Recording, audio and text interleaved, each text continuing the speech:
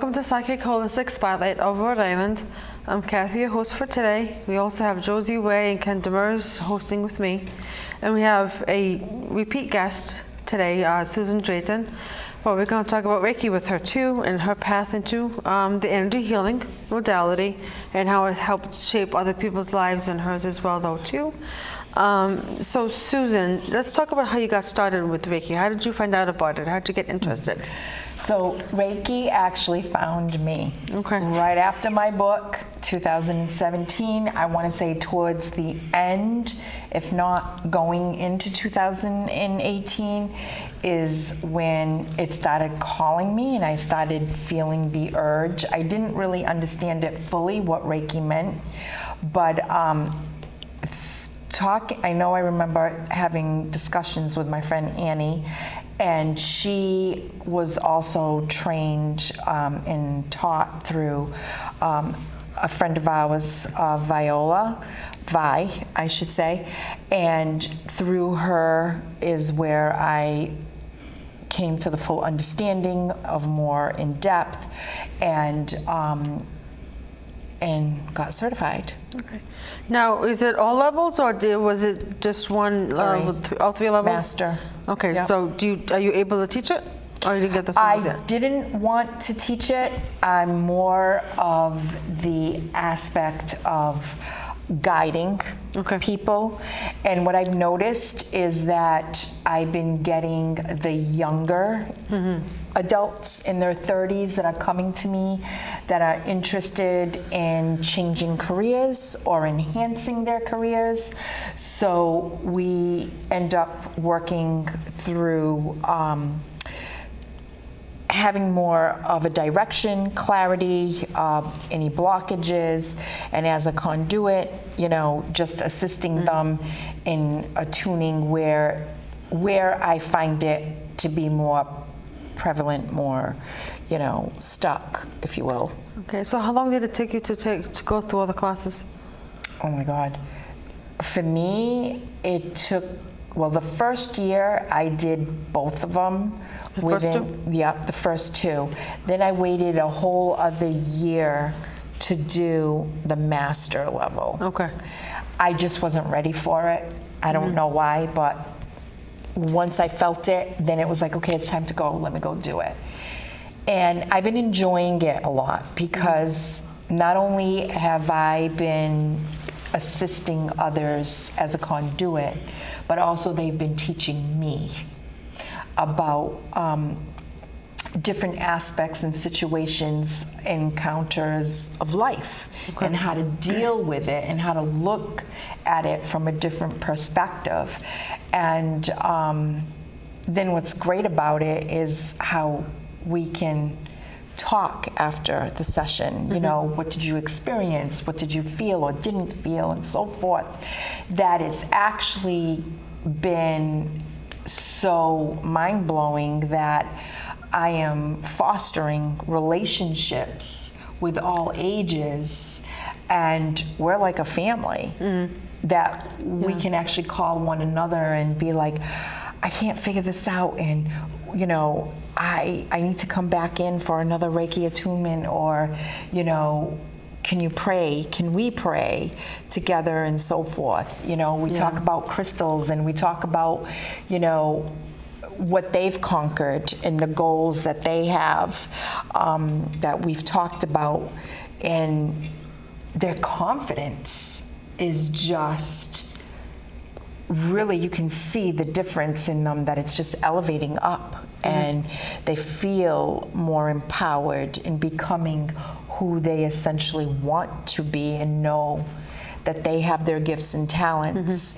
and maneuvering it in such a way that it's not so scary, into aligning themselves and becoming who they are meant to be. And for us as a society a whole, will hopefully gain from their services as well, what they're implementing. I'm curious. I've never, what you're describing, I've always heard Reiki as people doing it. I don't know anything about Reiki. Okay. I deal with energy. But what I'm listening to you, it's not the traditional definition of Reiki. It's more of a counseling almost than Reiki. I find it very different than most people describe what they do. You're calling it Reiki, but I'm not sure it is Reiki. But I'm intrigued. Yeah, so are they, and so am I. I don't do a lot of talking, but I will acknowledge what is off balance in their energy, and we talk about it afterwards. And for somewhat reason, after they've had a Reiki attunement, they end up just opening up. Their throat chakra just opens up so much. They share more. They are curious. They are eager. And I just do the listening. And I will suggest, follow your intuition.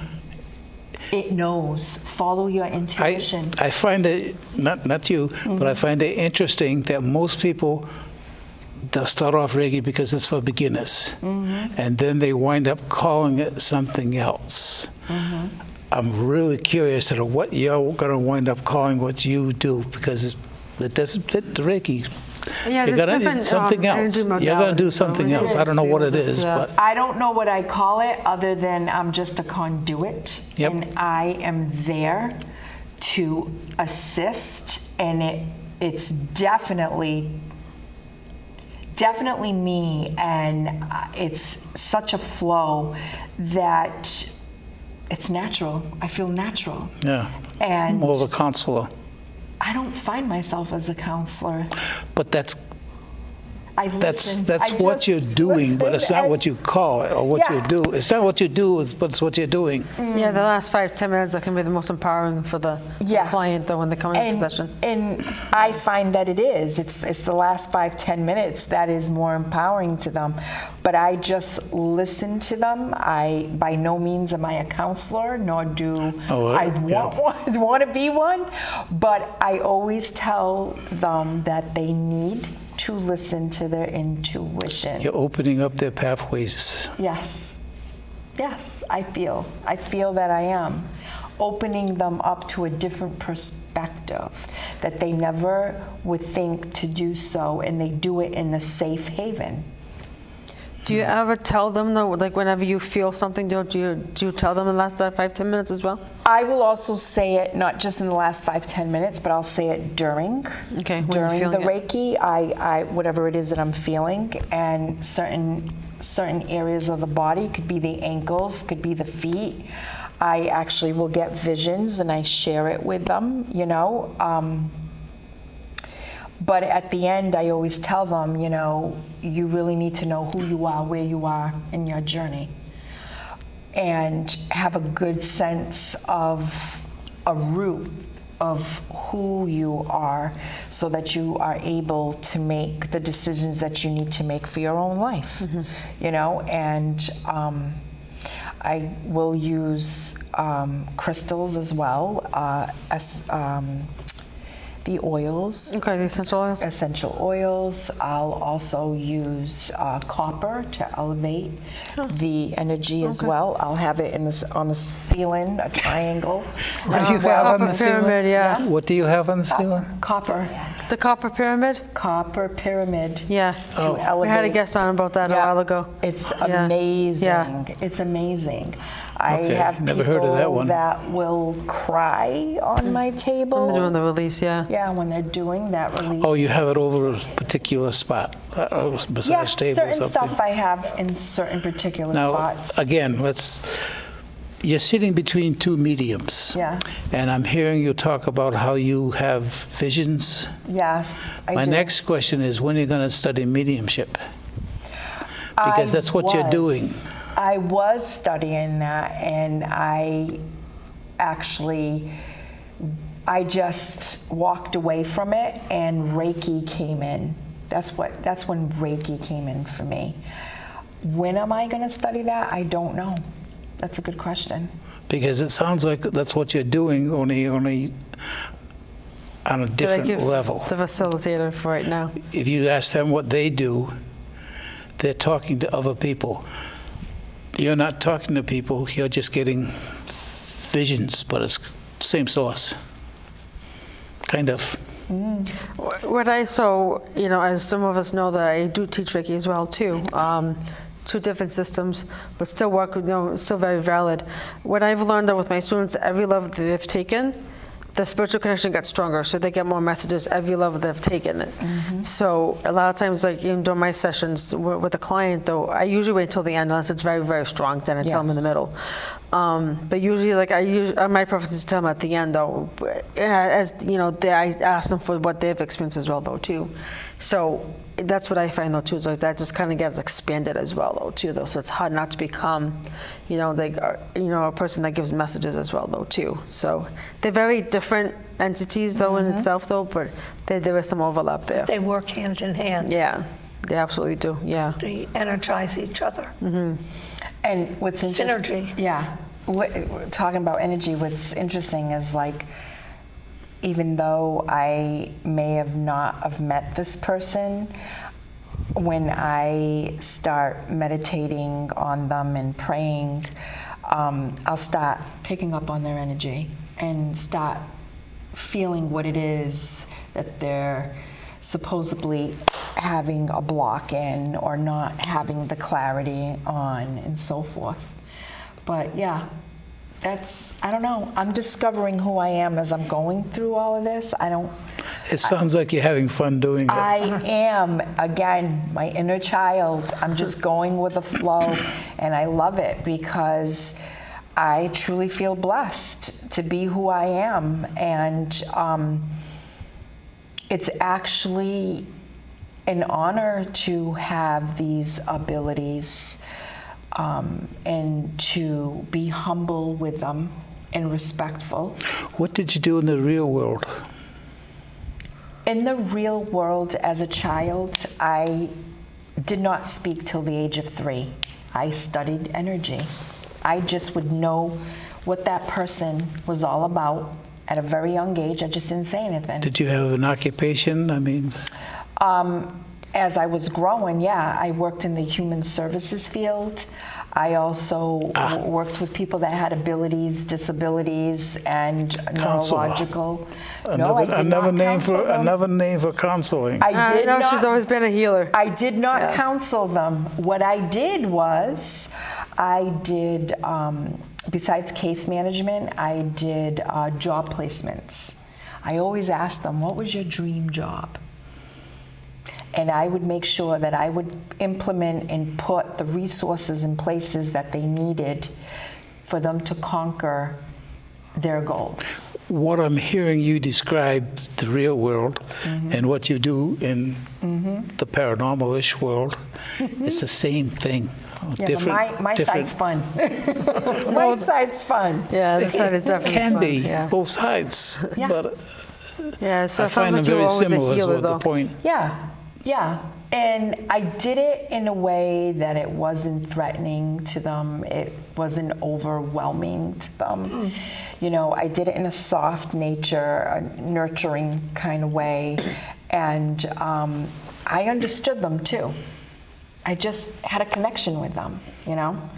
I also was a youth director as well. I worked with different ages of youth from, what was it? Like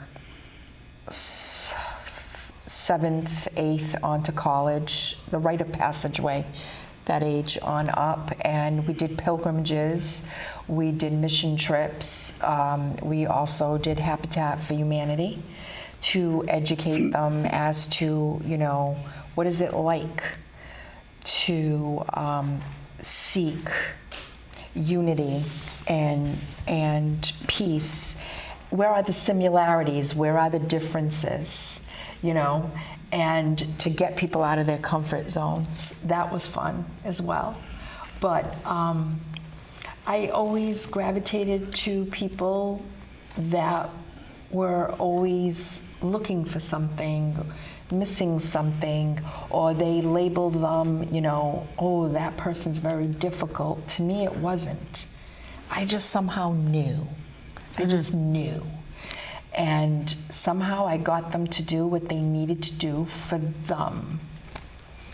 And Yeah, that's Yeah. what healers do. yeah, Hence the Reiki. Yeah. Yeah. but Reiki, I just love Reiki. But the whole mediumship part of it, I've never thought to. How about the psychic side of it? I don't know. I feel like it's just coming natural to me. Yeah, the psychic. It's just all coming natural to me. I don't feel like I need to go seek it.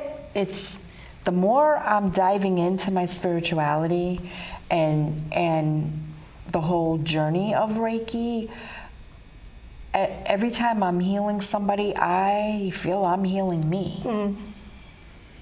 And it's like I'm becoming this ginormous magnet of light, and everything is just coming at me like a magnet. Yeah, And I got to kinda, use my discernment to figure out what really is For you, worth. yeah. So we'll give it a few more years, and it'll be interesting to hear what you got to say. Yeah, what you're true, doing, what it's going to evolve into, I guess is the question. Yeah, that is true. So right now I'm doing these practices. I found a place out of Fall River, 394 2nd Street. It's How do people find you? that's what I was leading up to. Etro's Sense and Wellness Center, which is 394 2nd Street, Fall River. It is a group of us, and we are Reiki masters. We have one that is a massage Reiki therapist. We have, which is Timothy, and then we have Mindy, who does groundwork and hiking and meditations, and she also does Reiki. And then we have the CEO founder of Etro Sense and Wellness in Fall River. He does Reiki, but also he creates these products to help. It's with essential oils to help people with anxieties, different aspects of wellness, as well as his line is targeting people that have like sensitive skin, that they can't use perfumes, colognes. His name is Joshua Medeiros. So What's the name of the organization again? the place is called Etro Sense and Wellness. Etro? Yeah, so it's a Portuguese name, and it's meaning like heavenly. It's heavenly. How do you spell it? Etro, E-T-E-R-E-O, I believe. Okay. And it is signifying heaven, basically heaven on earth. Okay. And there's meditations there that take place as well. I also do art classes for people who want to just escape, that deal with anxieties and worries and so forth. Okay. I don't know how to put it. Is there a particular healing session, whatever you want to call it, that really struck you as like special? Me? Yeah, when you No, when the you other give Reiki to person. When somebody. you're dealing with somebody else, somebody that came to you and you helped them in a significant way, what would that be? Is there one you can think of? Honestly, I honestly truly believe is me listening. Just me listening. No, I was trying to ask, how did you help them? Is what I was. I don't even know how to explain myself. I really don't. Is there any one particular thing that kind of stood out though? I don't even know. I don't know. Okay. I just go with it. And I'm just in the moment. Okay. And when they end the session, you can see it in their eyes. It's cleared. They're cleared. Yeah, there's been a few clients, so when I was giving them Reiki, though, that they've given such a release, they were bawling their eyes out in the middle of the session. Yeah, You know, that I get that too, but I just assume everybody gets that. So No, not everybody. I don't know. Yeah, I don't some, know. yeah. I just go with the flow. Yeah. That's all I do. I don't know. I don't know what it's like to be a receiver. me giving Reiki to me. Do you know what I mean? I know what it's like to go to someone else, but I don't know what it's like to receive Reiki from me. Oh, okay. Yeah, as far as you like, don't know how yeah. people are perceiving it coming Yes, from. Okay. therefore I cannot At first, answer. I couldn't answer. I can't answer that question because it's like I don't know how I'm perceived. I don't know. Yeah, I can relate to that. I just know that I go and I really listen to them and I listen to their energy and to what they have to say afterwards. And it's almost like they don't even want to leave. It's like they really truthfully don't want to leave. Yeah, they just want to stay in the Reiki energy. Yeah. Yeah. Is there a difference between the men and the women, or are they both the same? There are men that are willing and they're more open, but they have to be at a place where enough is enough. I want to come in and I want to do this. And they're a little bit nervous, but as it goes, they relax and then they become this total different person. And again, they're talking, and it's like, okay. It's like the gift of gab. Yeah. So it's Well, like, you happen to have that, by the way. okay. Yeah, So- I've noticed that men tend to be more open though too. Though, when they have after they have the but session. In order for them to come to their Reiki, it's because they in their minds feel that they like really have exhausted all resources. And then they'll come to me and I'll just listen to them, and when I listen to them speak and their bodies and so forth, and I just give it back to them.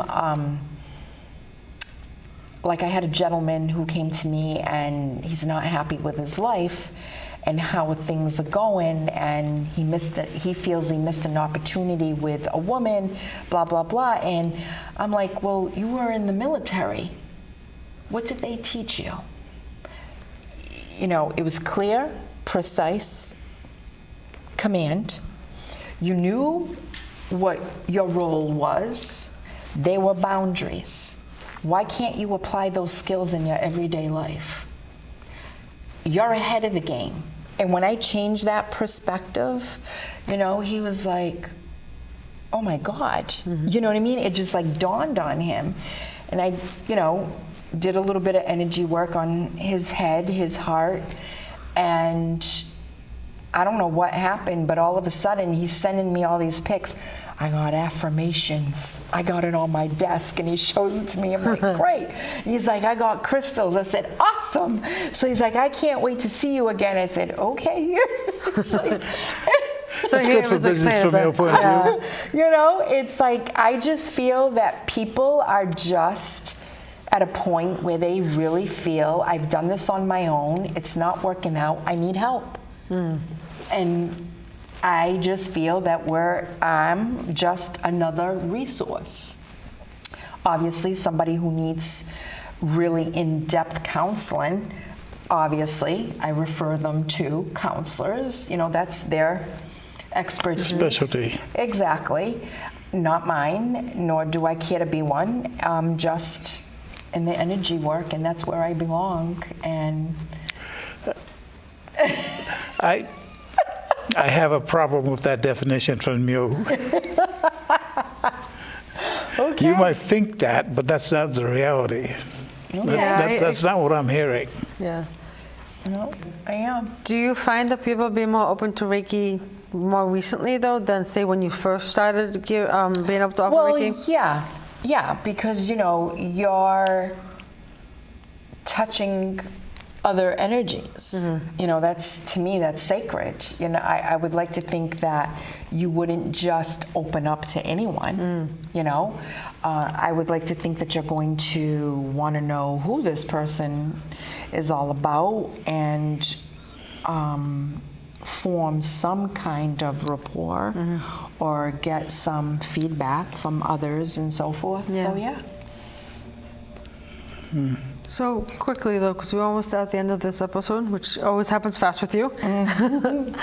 What's your phone number or email though, so people can get a hold of you if they have questions? So my email is Drayton, Drayton, Susan 123 at gmail.com, and my number is 508-415-6516. Okay. Say the number again. 508-415-6516. Because I know I can't listen to somebody get it the first time. So you've been able to give Reiki for a few years now. Mm-hmm. Do you feel like it's like a home for you now, or is it just like second nature to you though with the Reiki? Do you feel like more calm in your life? I feel like it's home. Okay. I feel like it's home, and it fulfills me knowing that, you know, the way they came in, very nervous, very blocked, very anxious, and them leaving with a different, More calm energy. yeah, like, okay, I get it now. You know what I mean? Yeah, I love it. Yeah. I love it. So I find this a lot though with my practice though. Do you find that people come to you a lot with physical ailments or like emotional concerns they just want to just kind of get help with? Just help that along? With me, it's more about, with me lately, it's been more about their emotions and what's going to happen to the love of my life type of thing. Okay. Energy. Yeah. You know what I mean? And it's like, you know, somebody's up. Yeah. So that's another thing too that I've been learning and really honing in on. Those that are married or are in committed relationships, how their energies are intertwined and literally have to separate them. Yeah, you know? those cords. Yes. Yeah, those cords get so intertwined and so mixed up together. Yeah. So yeah. Yeah. Karuna Reiki is very helpful with emotions. Yeah. I definitely help with the detachment and figuring that out. Though that's one of the styles that I use. Yeah. So, which system is it? The Usui Reiki that you have? Say that again. Do you have the Usui Reiki, or is it a different kind of Reiki? I just do Reiki. Okay. I just do Reiki. Yeah, there's different systems though. That's the original kind. Yeah. I just do, yeah. Well, there you go. Yeah. I'm just the original. Yeah. I just do Reiki. Yeah. Yeah, so like the Usui though is the original traditional kind that it still works really, really great. Yes. And then it's like, Karuna though, which is what I offer as well though too, the two kinds. It's like the trauma base, so it helps get rid of the trauma. Yes. But I mean the Usui does too though, but Karuna just does it like a little bit more. I don't want to say better because they're all the same, just as good. It's like more efficiently about it though. But yeah, Usui is really good. Yeah. So like Usui is really good for like the physical ailments, helping healing that though. They're definitely good for the emotional as well though too, to help, kind of sort that out though and release a lot of that stuff that we don't want anymore. Yeah. How long has Reiki been around? I'll have to look back 50 on my years? stuff. No, I thought it was more than that. I have to look back though. Way I can't more than remember. I know Dr. Usui's great-grandchildren are still in Japan. They're still alive. They're still family lineage with him. I don't remember when he passed away. Because I teach that in my Reiki 1 about the history of it when I teach that class. But I know his great-grandchildren are So still it's alive. fairly in Japan. new as far as I'm concerned. As far as it being documented, yes. But it's still one of the original systems of energy healing that's been around. So it's been one of the longest that we're aware of. I've been doing it for 40,000 years. So. Well, that's past lives though too. That's a little bit more involved, a little bit of different focus though, but Yeah. still valid. Plus, I think it's more than that actually. But Yeah. Well, yeah, we all have a history of the past lives though, but that's a very different topic though. We could talk all day long about. Absolutely. Yeah. Yep. Do you feel like your Reiki have grown though since you first started offering it? It has, since I merged with the Etro Sense and Wellness Center. Yeah, that's more recent though, right? Because we basically are a family, and just the dynamics of who we are, and I just joined just very shortly. It's been profound, and it is growing, and whereabouts is it?